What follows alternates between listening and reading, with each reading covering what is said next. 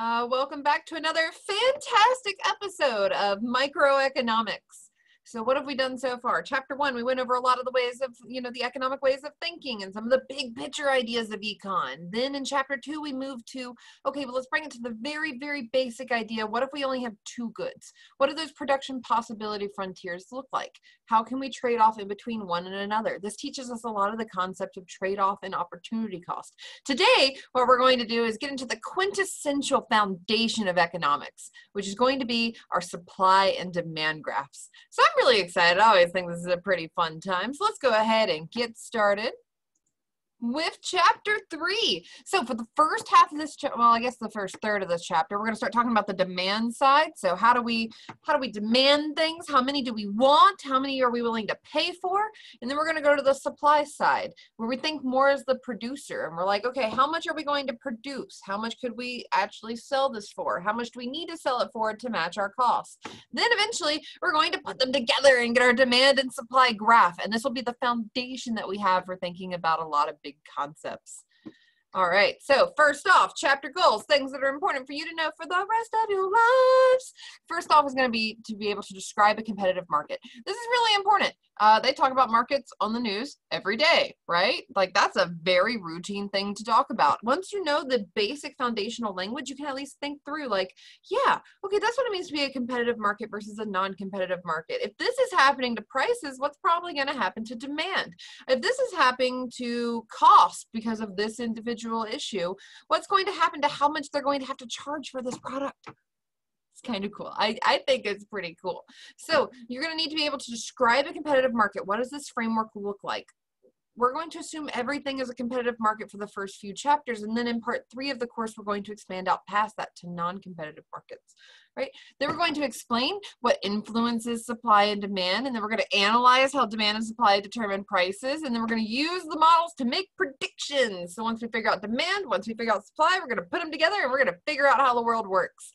So first off, what about markets and prices? We got to get a little bit of this language down. So we got to figure out some of the definitions.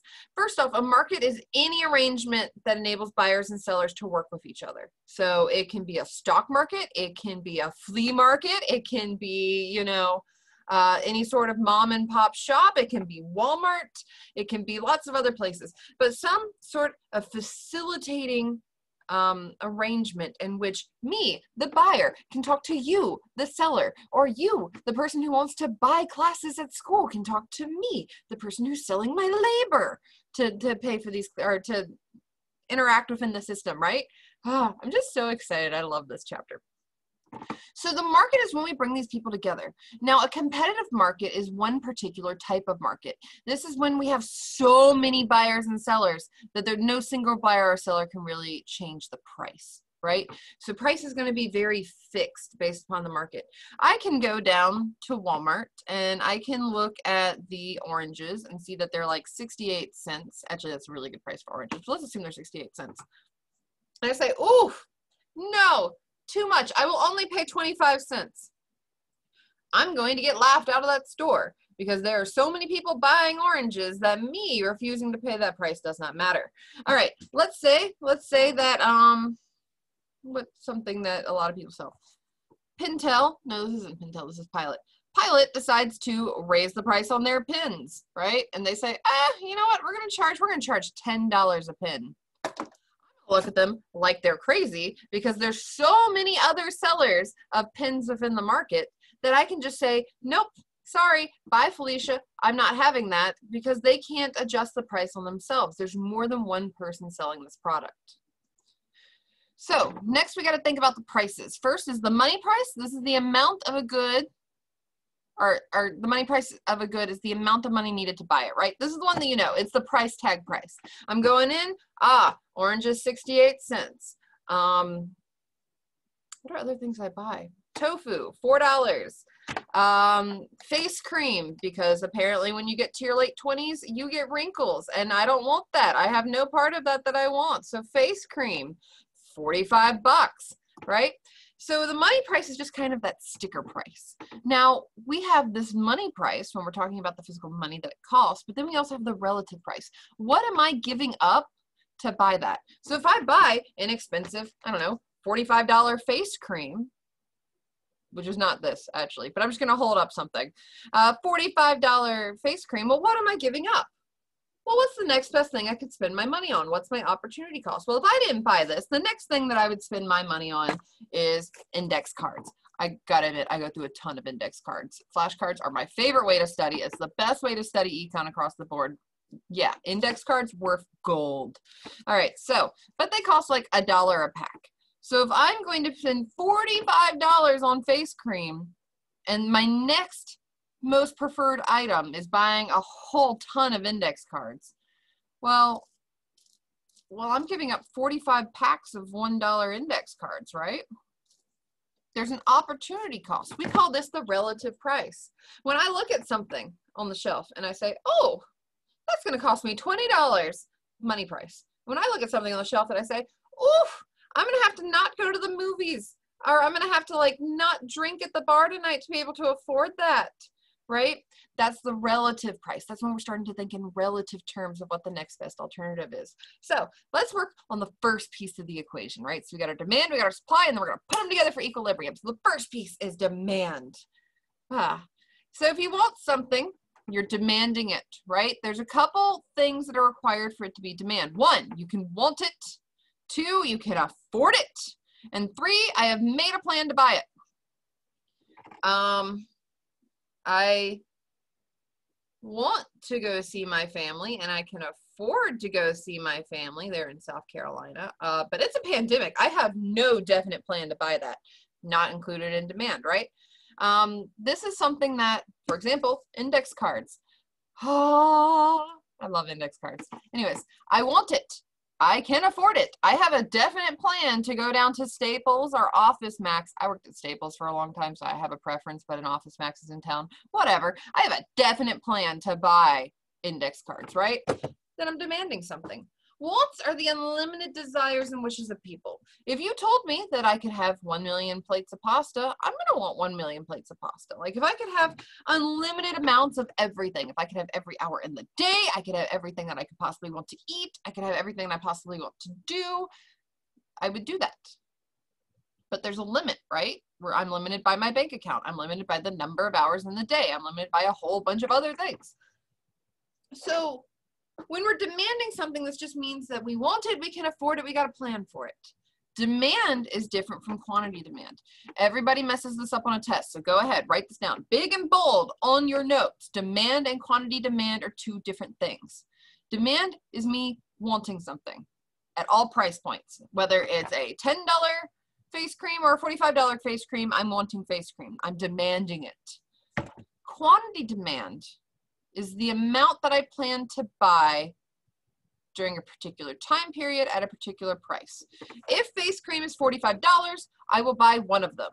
If face cream is on sale for $20, I will buy 2 of them. This is the quantity demanded, right? It's the amount that I'm wanting at a particular price point. If index cards are $1, I want 45. If they're $2, I want 44 because I have very inelastic changes in demand. I want them no matter what price they are. Demand and quantity demand are different. So what is the fundamental law of demand? Because economists, we seem to think that we're physicists or something because we are social science. I would even argue that we are a hard science. We are considered STEM in a lot of schools. But we like to think that we can just put mathematical laws to things. So the law of demand is ceteris paribus, which essentially means other things remaining the same. The higher the price of a good, the smaller the quantity of the good I demand.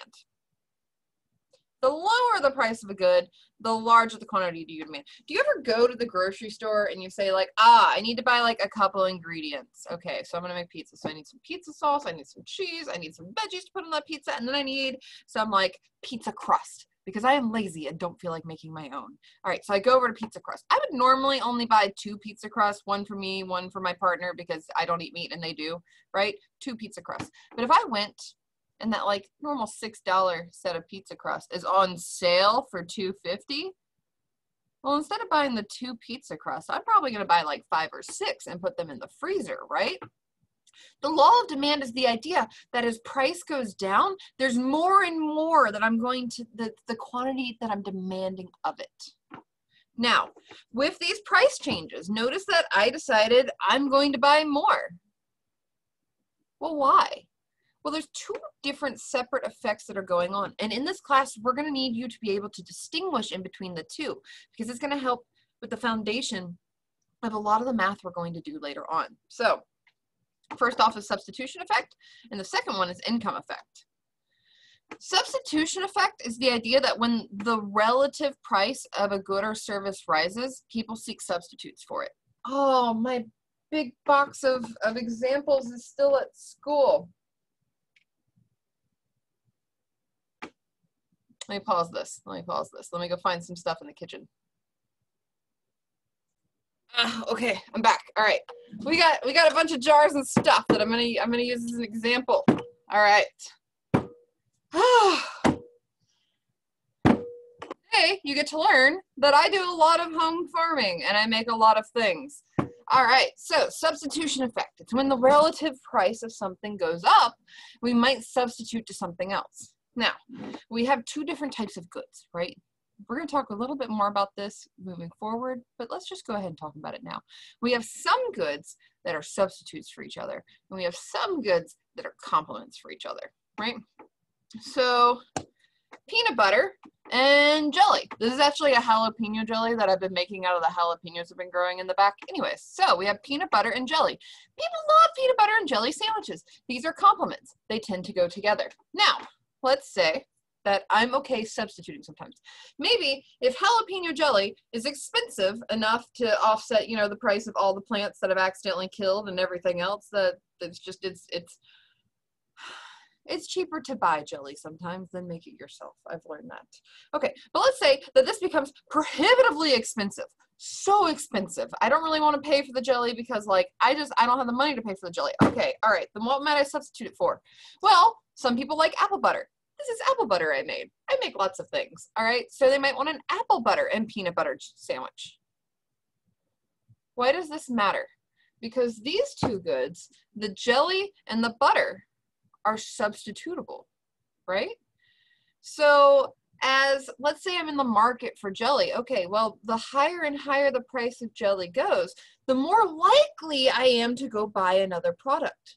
That means the quantity I'm demanding of this more expensive good goes down, and the quantity I'm demanding of this good, whose price has stayed the same, goes up, because it's relatively, when we're talking about relative price, less expensive, yeah? Because the prices of the two have kind of changed. And it's how I value them together. So substitution effect means that the prices of these two goods I'm willing to substitute in between are starting to change. And it makes it so my preference for one or the other changes. So the quantity that I'm demanding of the more expensive one goes down. Okay. Next one you're probably real familiar with, and this is the income effect. When the price of a good or service rises relative to income, people cannot afford all the things they previously bought. So the quantity of demand of services go down. Okay. I make X amount of money a month. Okay. Let's say with X amount of money, I can afford 4,000 jars of jalapeno jelly. Well, let's say the price of jalapeno jelly goes from, I don't know, what is this, $5? Let's go from $5 to $25. Well, geez, I can't afford as many if they're $25. So my income relative to this price has gone down. Yeah? So this isn't the idea of me substituting to something. This is me looking at something saying, wow, that is pricey. It is way pricier than I thought it was. I'm going to have to buy less of it. Income effect is when something, the price goes up, you're like, whoa, I really can't afford that. So the amount that you buy goes down. Everybody follow me? Good. Good. I assume that you're following me. If you're not following me, come by office hours because I love talking in office hours. All right, so let's put this to a curve.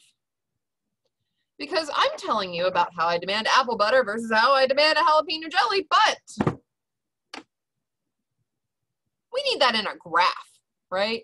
It would make sense if there's a way that we could actually understand it and see it in a visible representation. So the term demand kind of refers to the entire relationship of prices and goods. Oh, I have the hiccups. If apple butter is $1, I want a bunch of it. If it's $5, I want less of it. If it's $10, I don't really want much at all. But all of the amounts of prices and what I'm demanding at each price, that relationship, this is called demand. A demand curve is going to show this relationship in between the quantity demanded, how much I want at each price point for all these different price points. So what does this look like? Okay, all right, let's, I don't actually know if y'all can see my video because the thing has been messed up lately, but either way, I gotta move it out of the way so I can see. Okay, all right, so on the left, we have a demand schedule. A demand schedule is just a table that's going to represent the relationship in between prices and the quantity that we're having at this time, right? So on this first line, what we see, point A, at 50 cents, so let's say that we have a candy bar, and that candy bar is 50 cents. Well, I love candy bars, so if they're 50 cents, I'm going to maybe demand 22 of them, right? I want a lot of candy bars at that point. Random fact, my favorite candy bar is Fast Break, but I can't seem to find them anywhere around here. Like I saw them all the time in the South when I lived in like Atlanta or Irmo, South Carolina or other places, but like I can't find them here. If anybody knows where Fast Breaks are sold that I can actually get a hold of in Illinois, please email me and let me know. I will be forever in your debt. Okay, so price or point A, 50 cents. Okay, if it's 50 cents, I want 22 of them. That's a lot. Well, let's look at what it looks like on our graph. So a lot of people get really confused when we start off with these different sort of graphs because they kind of expect price to be along the bottom. That would make sense, but a bunch of old white dudes who created economics back in like the early to late 1700s and early 1800s drew graphs in a completely different way, and they decided we're going to put prices on the y-axis, and the rest of us have been confused ever since. Okay, so we have the amount, the quantity that we're demanding along the x-axis along the bottom, and then we have our prices along the y-axis going up and down, right? So this point A at 50 cents and 22, we go up to 50 cents right here, and then we go over to 22 candy bars that are demanded. All right, we got a relationship. That's A. That's A. Yeah, cool. All right, then let's go to B. B at $1. So if we go up to $1, we see that we want 15. So we have this point B. All right, that makes sense. When candy bars go from 50 cents to $1, I'm buying less of them because they're expensive now, right? If they go up to $1.50, I'm demanding 10. This is point C. If they go up to $2, I'm demanding 7 because $2 is very, very pricey. I'm not buying a lot. $2.50, I'm buying 5, right? If they're 50 cents, I'd buy 22, but if they're $2.50, I'm buying 5. That is it. So this relationship, all of these points together give us our demand curve. So on the left, we have our demand schedule where we're just looking at these individual points against one another. On the right, we have what is our demand. Isn't that kind of cool? That's kind of cool. This line right here, this is our demand. It's just the collection of all the different price points and the amounts that we would want at those. So a rise in the price, other things remaining the same, brings a decrease in the quantity. That makes sense, right? If price goes up, so if we move up the y-axis, the amount or the quantity that we're demanding moves inwards, right? We want less of it. So price goes up, quantity demand goes in. Price goes down, I'm wanting more. It's on sale. I love sales. Sales are pretty cool. So as price goes down, I want more. That's kind of how we navigate along the curve. This curve represents our willingness to pay for a good. If they're $2.50, I'm only willing to buy 5 of them because I'm only willing to pay $2.50 for like 5 of them. The 6th one, I do not get $2.50 of happiness out of.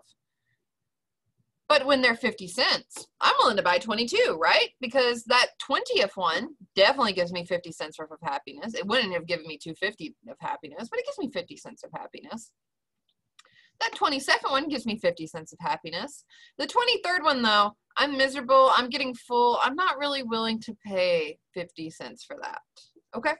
So a demand curve kind of shows this willingness that I have to pay. The smaller the quantity available, the higher is the price. So the less and less candy bars there are on the shelf, assuming that we could just change prices whenever we wanted, the price goes up. I learned a long time ago when working retail, it's a miserable day when you change the prices of the candy bars upwards that are next to the register, because wow, a lot of people will be upset and they will tell you that they're upset over and over and over. Anyways, so willingness to pay kind of measures my marginal benefit. Did you notice in that example where I was like, okay, at $2.50, that fifth one gives me about $2.50 of happiness. I'd be willing to pay for it. That sixth one though doesn't really pay me as much happiness. Well, that's because that's when I stop, right? I'm looking at the marginal benefit I get from each additional candy bar, and then I'm looking at that price point and saying, is the extra bit of happiness, the extra bit of benefit that I get, is that worth that price?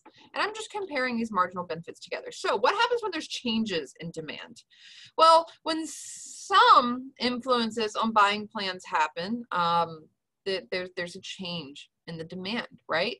When we go from, what's a good example? What's a good example? Something other than price. Okay. We have my jalapeno jelly, right? Real cool. So what would happen that would change the demand for this product other than price? Because when I change the price, I change the quantity I'm demanding of it. If it's $2, I demand X number. If it's $4, I demand Y number. That change in between X and Y, that's the change in my quantity I'm demanding at different price points. What happens to changing demand? What's going to shift that entire line? Well, that's going to be things that are other than price. So if I ever give you an example on your test and it's something other than price, you know that I'm talking about demand. Everybody always misses that, but I always have a question that's like, is this demand or quantity demand? And then someone will give me the wrong answer, and then I have to hang my head and go like, don't do that. Don't be that person that makes me do that. All right, so change in demand means that something besides price has changed. Let's say this is made of jalapenos and actually a bell pepper and some sweet pepper that I put in here, but mostly jalapenos, right? Let's say that not a hurricane. We don't get hurricanes here. What was that like? Land hurricane. Hold on, I gotta Google this.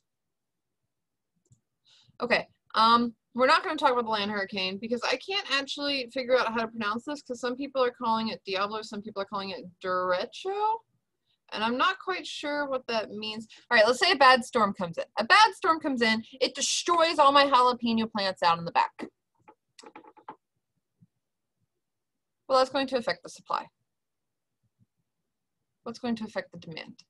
Okay, let's say that peanut butter goes on sale and you're really in the mood for sandwiches, and Beyonce just like shared a tweet about how jalapeno jelly and peanut butter sandwiches are her fave, and you're like, wow, I'm gonna go buy some of that now. Like, it doesn't matter if it's $2, doesn't matter if it's $5. Queen Beyonce says that it's delicious, so I'm going to want more of it. Well, that's going to affect my demand. I'm not thinking about a change in price. I'm thinking about the fact that this is popular right now and some starlet told me to. The quantity of the good that people plan to buy changes at each and every price point, right? So I might at $2 want X number. I might at $4 want Y number. But if we're moving all of demand, this means that we're shifting. Here, do I have a picture? We're shifting this curve to the left or to the right. Okay, so Beyonce says that jalapeno jelly is swag, right? Real good. It lit AF. I don't know if students still say that, but I'm going to assume that they do. Let's say that they do. Okay, then everybody really wants jalapeno jelly. This is going to push outwards. So to the right, it's going to push outwards our demand curve. So we're going to have another one right here. This means that at, I don't know, low price points, people are willing to buy more than what they would have before this happened. Now, let's say on the other hand, jalapeno jelly is just not cool. Apparently, it makes you gain a whole ton of weight, and it's gonna rot out your teeth, and it's gonna make you gain weight. All right, that's something that's not priced, but it's going to affect how much I want of this good, right? If I'm thinking it's gonna make my teeth fall out and I'm gonna have a miserable time, well, then I'm gonna shift this entire blue curve to the left, or shift it inwards. And that's because I'm gonna want less at each individual price point. If I would have at $2 bought 10 of these, but now I think that it's going to make my teeth rot out, then maybe at $2 I really want one of them. Well, that's shifting the whole curve inwards. Yeah? Cool. So there are 6 different factors that change demand. And this is when I get to use my big bundle of all my examples. Yay. All right, so the first is going to be the price of related goods. The second is going to be expected future prices. 3 is going to be income. 4 is expected future income and credit. 5 is population. 6 is preferences. If you do not remember these, don't worry. We're going through them step by step. Let's go ahead and get started. So first, the price of a relative good. All right, so this comes back to the idea that sometimes there's substitutes and sometimes there's complements, right? Let's start with complement. Peanut butter and jelly go together. Oh, that's apple butter. Peanut butter and jelly go together. These are complements. I generally want to, put these together. Right shoes and left shoes, those are complements. I generally want to put them together, right? They're used in conjunction with one another. So let's think about this bundle of goods. If I want peanut butter and jelly, but the price of peanut butter goes up 10 times, it's pretty much worth gold at this point, this peanut butter. Well, if that happens, I'm eating less peanut butter and jelly sandwiches because I can't afford that peanut butter. Well, did that affect the price of the jelly? No, it did not affect the price of the jelly. Does it affect the demand for the jelly? Yeah. If I can't afford peanut butter, I'm not eating peanut butter and jelly sandwiches. I don't need that jelly. It's going to affect the demand for jelly. All right, let's do substitutes. We got our peanut butter. We can have jalapeno jelly with that sandwich, or we can have apple butter with that sandwich. Drop the peanut butter. All right, so we got our apple butter and we got our jalapeno jelly. The price of jalapeno jelly skyrockets. It's been a bad year. There's not a lot of jalapenos to be able to make these with. A storm came through and it destroyed the crops and the prices have gone up. So the price of this has gone up. Well, I can substitute this other good. I like this other good. So if I'm saying, wow, that one's expensive, I'm going to buy more apple butter. Okay, well, let's think through this. Did the price of apple butter change? No. But do I want more of it at each of those price points? Yes, because I'm not buying jelly. Jelly's gotten too expensive. So my demand for this substitute has gone up, even if the prices have not changed, right? These are the relationships that we need to think about when we're thinking about the price of the related good and how it's affecting what we're actually going to demand, right? Next is going to be expected future prices. Okay, so right now, jalapenos are in season. I probably have like 30 jars of these in my fridge, to the point where I'm just having to like send them to friends in the mail being like, here, I made you some jalapeno jelly. How sweet of me. When really it's my fridge is full. Please take this, right? So they're in season. Prices are low right now. But let's think about January. January, jalapenos ain't growing in January. Not in Edwardsville anyways, unless you have a real good greenhouse. So that means that any fresh jalapeno jelly made in January, well, there's not going to be a lot to make it off of. Prices are going to have to be really high at that time, right? So if I want to buy some jalapeno jelly, and I have the option to buy it today, or wait till January when prices are going to skyrocket, what am I going to do? I'm going to buy it today, right? I'm going to buy a lot today, and then I'm going to like put it in my fridge or in my cabinet and have it just sit there for months. If I expect prices to go up in the future, I'm going to buy more things now. I'm going to shift my demand right now because I'm going to buy more because I think things are going to get worse. What if I think things are going to go on sale? Let's say that it's January. This is the one lowly can of jalapeno jelly in existence. Oh, well, that means it's pretty pricey, right? But I know that spring comes. Spring and summer always comes. 2020 will end. 2021 will end. 2022 will end. Eventually things will end and you go into the next year and then there's spring and summer and jalapeno jelly that is made because spring and summer has come back, right? Well, if I expect the prices to go down, I'm not going to buy this very expensive one lowly can of jelly now. I'm going to buy less now because I know prices are going to go down. I'm not going to buy this. My demand goes inwards. It moves to the left because I'm like, I expect prices to fall in a few months. I'm going to hold off. So this relationship of expected future prices actually really, really matters. All right, next is income. Let's say that you get a raise. A lot of people get raises. I'm pretty sure most of you have gotten raises if you work because I know a lot of you work, some of you don't. But When you get raises, what do? You probably buy things, yeah? You're probably like, wow, okay, I'm gonna buy lots of stuff. Ooh, uh-oh, I'm gonna need another example for this. And resume. Okay, so we're going to talk about normal versus inferior goods right now. A normal good is one when you get a raise, you buy more of, right? When you get a raise, you probably buy more trips to the good movie theater instead of the ratchet movie theater. When your income goes up and you get a raise, you probably go to the Whole Foods a little bit more than you did the, like, I don't know, corner supermarket, right? These are things that you might demand more of. Inferior goods are ones that you buy less of when your income goes up. If your income goes up, you buy less ramen noodles, yeah? Unless you really love ramen noodles, they are pretty delicious. But you typically buy less ramen noodles. Let's talk about two types of nail polish. Yeah. All right, so one of these is going to be a normal good, one of these are going to be an inferior good. First, the normal good. Check this out. This is that expensive nail polish. It's like $8-9. It's got that argan oil. You can tell because it has like the shiny gold top, and you're like, oof, yeah, this is the good stuff right here. If I'm having a broke day, I'm not buying the good stuff, yeah? But if I got a raise or I got my paycheck, I'm buying the good stuff. On the other hand, we have the inferior good. This is like the $1 shiny nail polish that comes out of the bargain bin. We're going to call this an inferior good, right? Because if I'm rolling in dough, I'm not buying the $1 bargain bin glitter nail polish.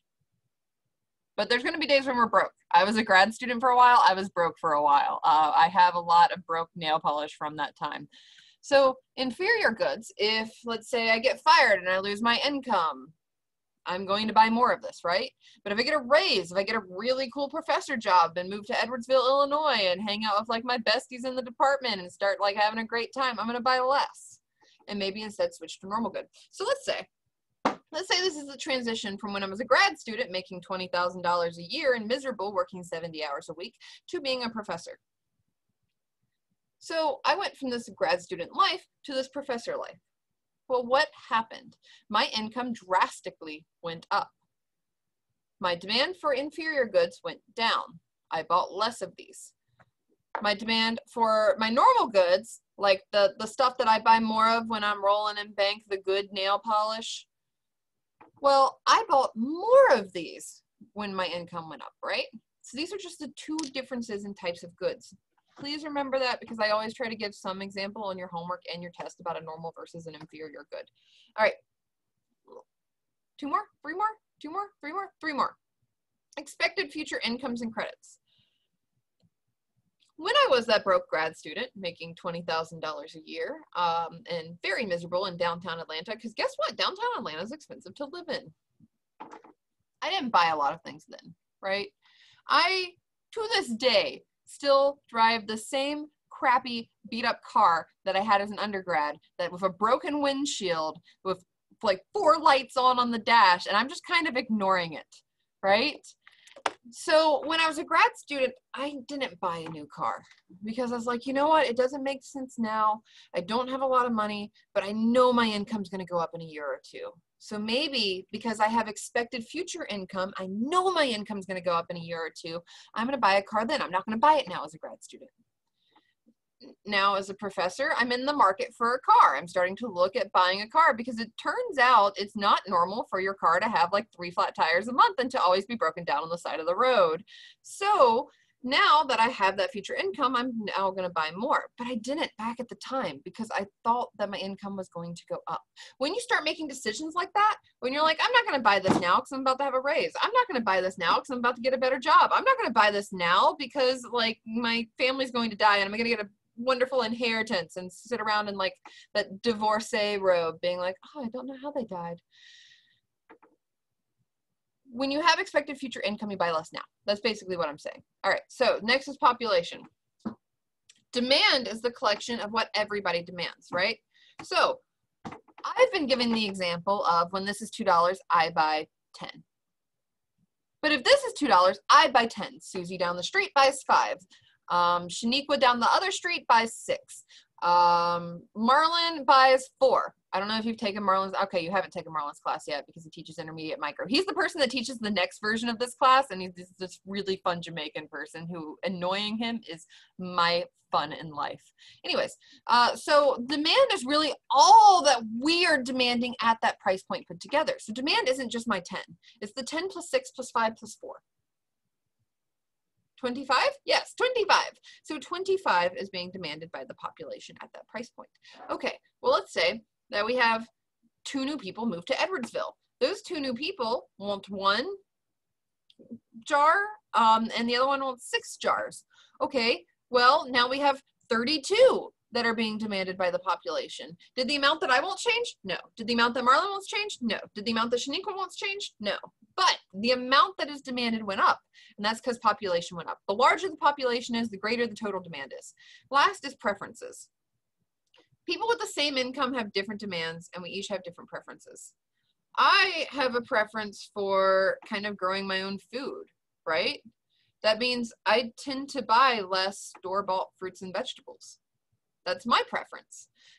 You may not be a person that went crazy and started a giant like garden in your backyard and just have been growing things. You might be a person who says, wow, I would like my free time and to not wake up at 6 in the morning to water the crops. So I'm going to go buy my fruits and vegetables from the store. That's a preference that you have. So our market for like store-bought zucchinis is very different. And that's going to affect what demand ends up being. Isn't that cool?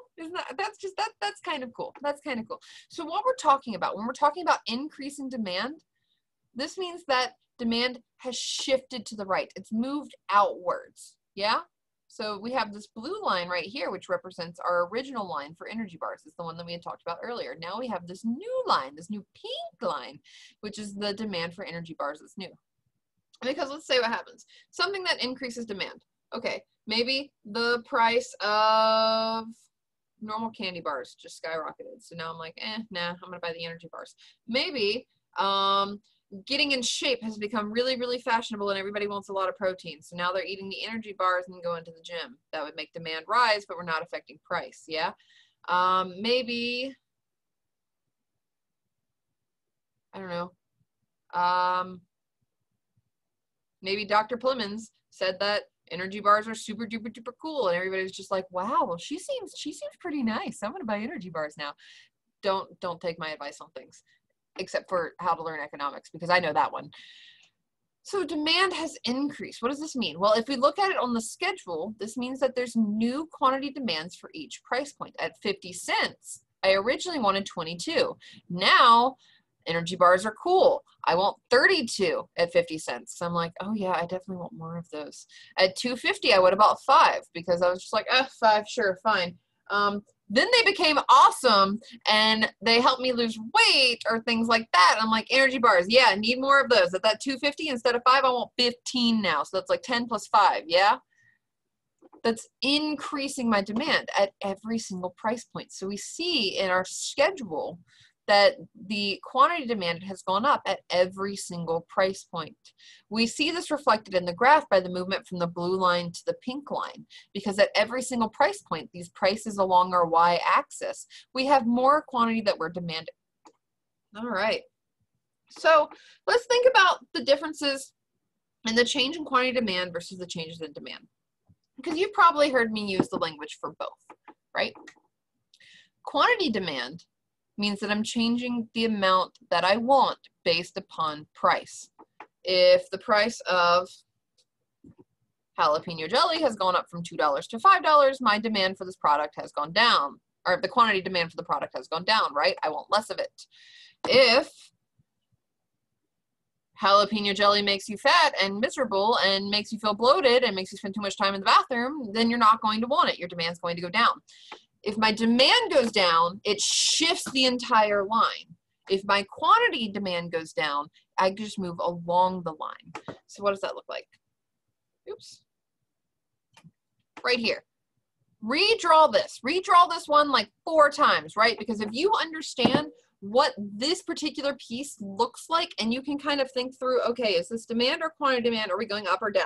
If you can make those connections, you're going to be fine on the midterm. Yeah? So when there's like a decrease in demand, Beyonce says that jalapeno jelly is not cool, then we're going to decrease our demand. The entire line shifts to the left. Maybe jalapeno jelly turns out to be really, really good for your digestive system. Then we're increasing our demand because more people are wanting it. All right, demand, they're moving to these individual pink lines. It's shifting the entire line. Quantity demand is moving along the line, yeah? So if I'm decreasing my quantity demand, that means that we're moving kind of up this line, yeah? Prices have gone from $2 where I buy 10 to $5 where I buy 5. That means that the price on this y-axis has gone up, so we're moving upwards. And that means the quantity along the bottom is going down. I want less of it, so we're going to the left. We go up and to the left right here along the line. All right, now let's say that there's a different change in price. Let's say the prices went down. We've gone from like $2 to $1. We're just trying to sell these off the shelf. Just get rid of them.